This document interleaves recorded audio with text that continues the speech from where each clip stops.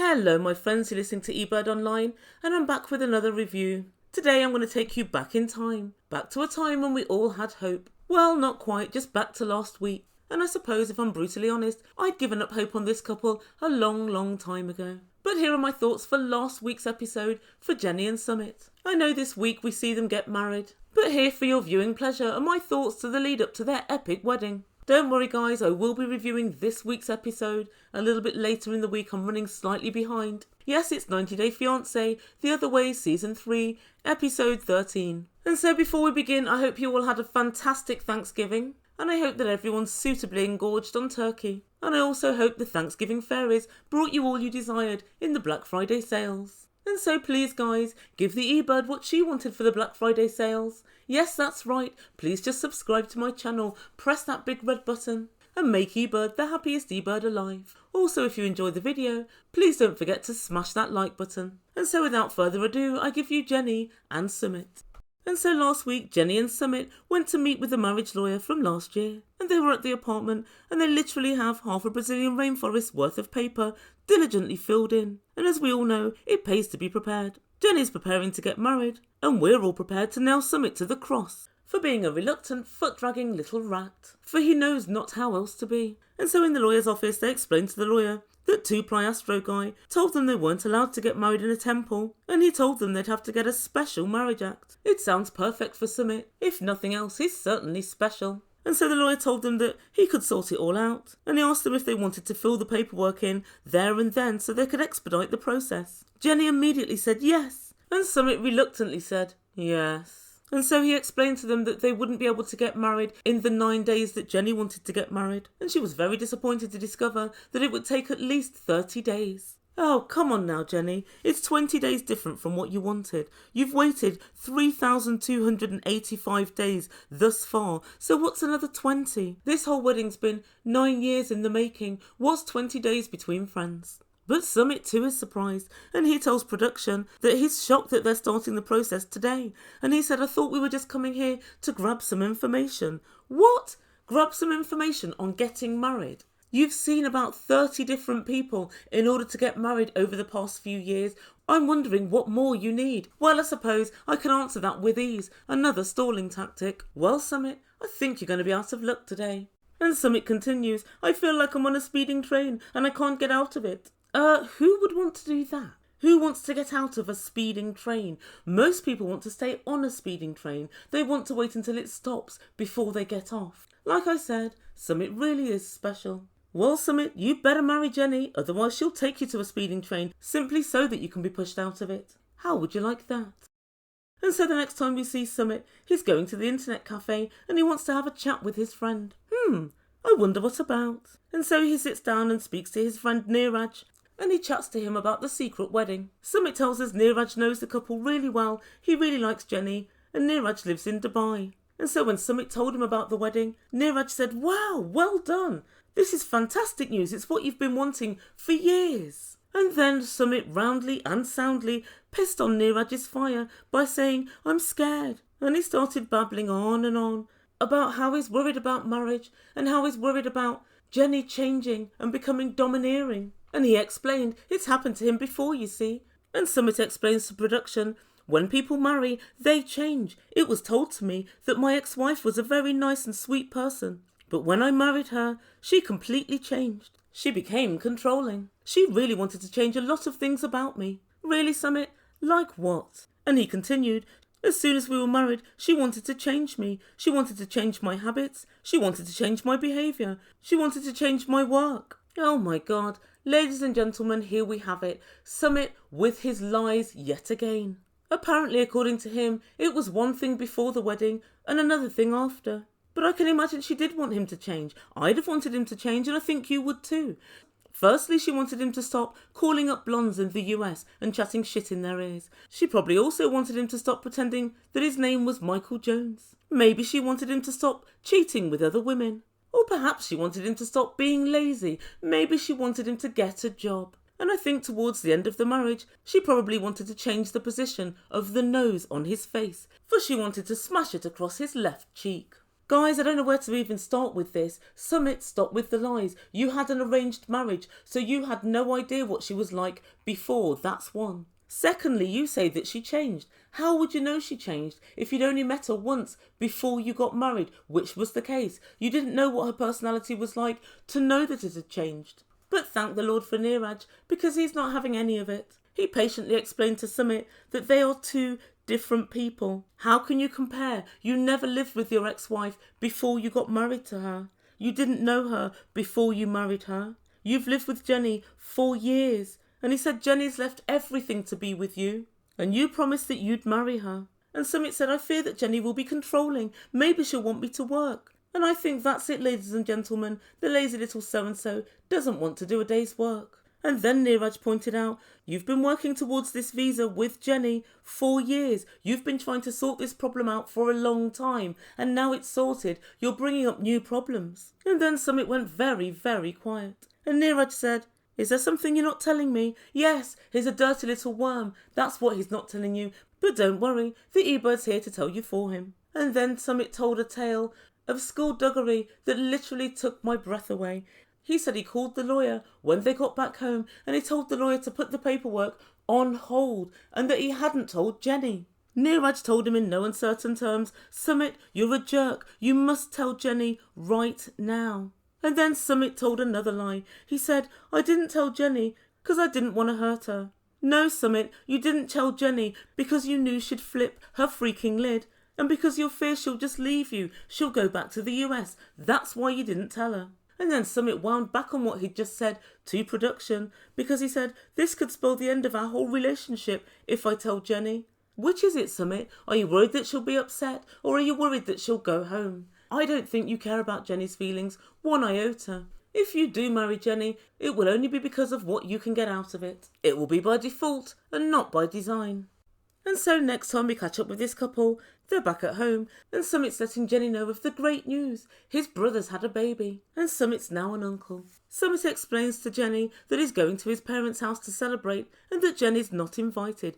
And Jenny explodes. She said they have to get over it. We're getting married in 30 days. When are they going to let me into the family? When am I going to be included? Oh, Jenny, one word, never. And Sumit says to Jenny, I have something else to tell you. I put a hold on the wedding. And Jenny said, what? Why would you do that? And he said, I just got scared. And then he repeated his dog crap about people getting married, changing completely and becoming completely different human beings. And Jenny said, that is other couples. They are not us. And Sumit said, I didn't find anything good about marriage in the past, but you should support me by understanding my reasons. Oh, good Lord, guys. And then Jenny said, but what about me? I've given up everything for you. You've kept me hanging on by a thread. But Sumit, if you don't marry me now, then I know for sure that you won't marry me and that you don't want to marry me. I guess I'm going to have to go back to America then. And guys, I always wonder, why is it that Sumit wants to be understood all the time? People should understand where he's coming from or understand how he's feeling. He never ever wants to understand how Jenny feels or how anybody else feels. Only Sumit. And Jenny said calmly, we've been given the green light to marry, but at this point, if you're still saying that you're scared and that you don't want to marry me, that's fine. I've got to go back to America. In fact, I should probably never have come. And ladies and gentlemen, it's about that time again. It's about time for a little bit of Sumit gaslighting. And Sumit said, Jenny, calm down, calm down. Sumit, Jenny's completely calm. In fact, she's the calmest I've ever seen her. She's resigned to the fact that you're a lying little worm who refuses to marry her. Why are you saying calm down? She's calm. And then Sumit told production, I want her to understand she's using going home as a weapon. Partners don't do that to each other. When she says she's going back to America, she's using it as a weapon against me. Oh my God, Sumit, you're the weapon. And on that we all agree.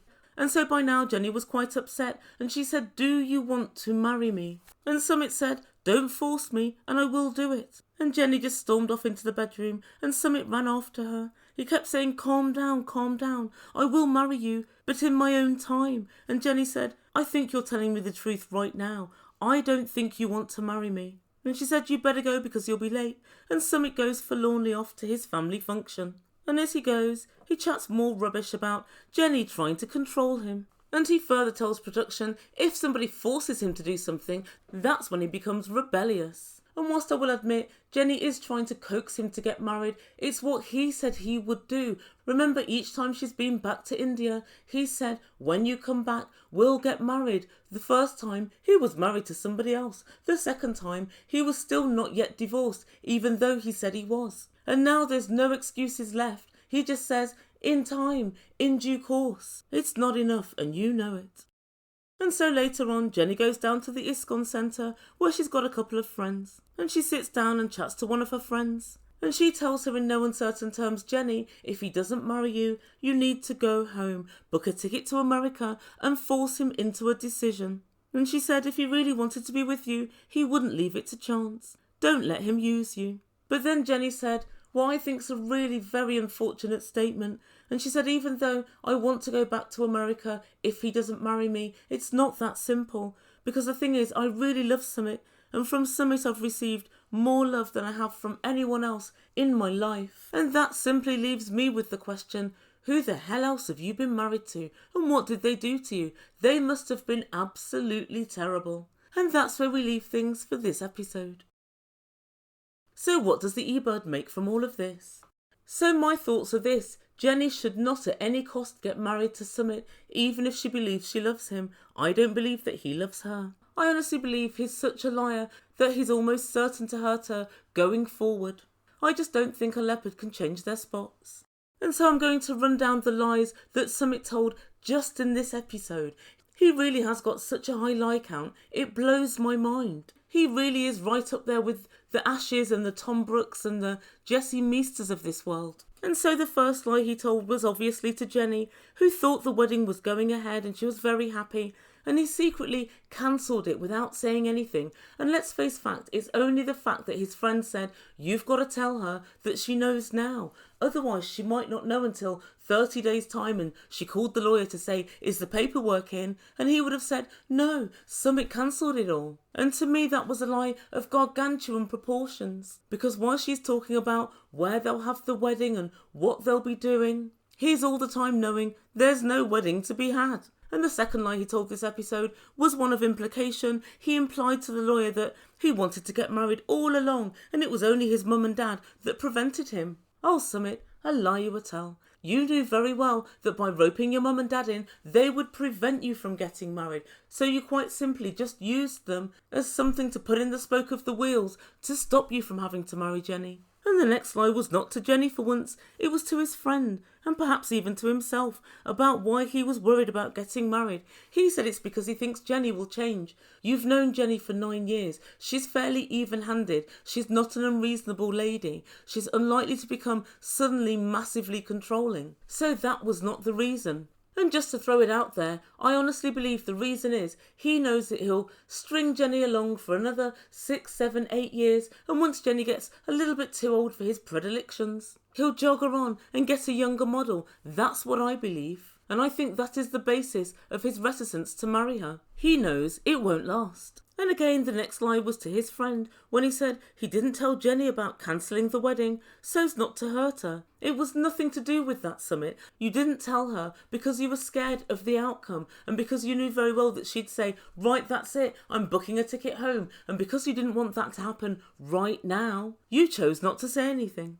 If you were ever worried about hurting Jenny, you would never have told her to give everything up, sell your property, sell your car, come and live in India, when you knew you were living with your ex-wife at that time and that you'd gotten married. You would never have done that if you were ever worried about hurting her. And then there's the big lie for this episode. The lie that he tells to himself and to others, and the lie that he's trying to disseminate about his ex-wife. That she changed as soon as they got married. Sumit, it was an arranged marriage. You didn't know her, so you don't know if she changed or not. And also, you were spending 50% of your time with Jenny. Jenny thought she was living with you and that you were popping out and staying at your parents' for a couple of days here and there. So you were spending half the week at Jenny's and half the week at home with your ex-wife. During this time you weren't working, so it's unsurprising that she was unhappy with the state of affairs and unhappy with the direction that the marriage was going in. And so she didn't change. She just wanted what every normal wife wants.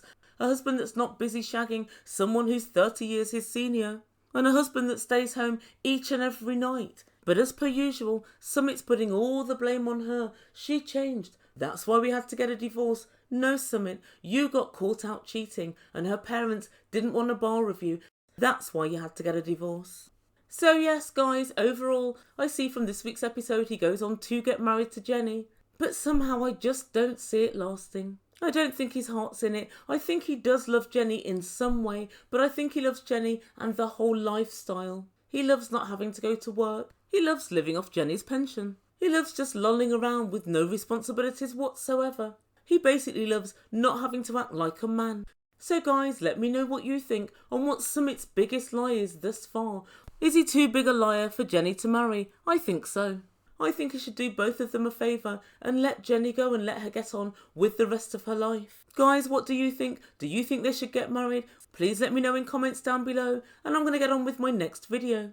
Please don't forget to like, subscribe and all of that good stuff. Please do all the things that you know that Ebird likes. And also don't forget to hit the notification bell if you don't want to miss the rest of my videos for this week. Guys, we're in the final week, so I'm going to be rounding up on these weddings or proposals. And so I'll see you soon. Thank you so much for listening. You've been listening to Ebird Online, and I bid you good day.